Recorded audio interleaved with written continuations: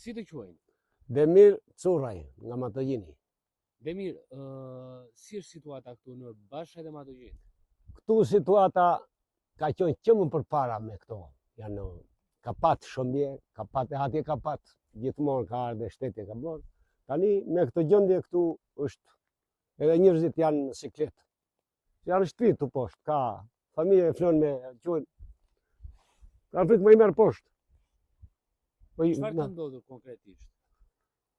Tani, Po, na shira Tiranë, dje në mëngjes, ka ndodhur ajo shkulja që din mëngjes, parmbrëm natën, edhe këtu. Sonde, ka i ka koma, ka shkull fare, ka duhet dalëm këtje ta shikosh më tej këtje, se duket poshtë që ta fotografosh edhe. Ka vajtë pruar poshtë, është bërë çliruar komplet aty. Edhe kroj këtje i fshatit këtu. Dhe është një ulli i vjetër aty. Në vete ka spërstuar. Sa familje jetojnë këtu që keni kontakt bashkë me Matogjinin, shkëmben? Këtu, Po. po përveç kësaj gjatje s'ka kontakte vetëm me telefon, jo rrugën. Po, është e kalueshme, këtu kalojnë, e vetmja rrugë kjo është. Këtu kanë kaluar, këtu po, kjo. Kjo ka qenë rrugë bazë. Kjo në kohën, Rrezikojnë banesa? po rrezikohen. Rrezikohen, ja që këtu.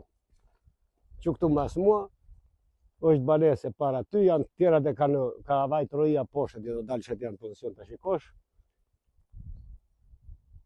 Janë gati që pritet që mund t'i kisi qështë, mund të marrë edhe 3-4 shtëpinjër pa diskutim që janë këtu, poshtë janë në afër. Ka ardhur njëri këtu?